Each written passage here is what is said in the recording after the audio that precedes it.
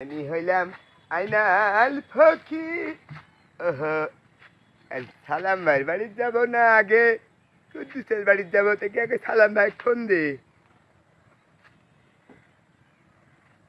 Hello সালাম ভাই।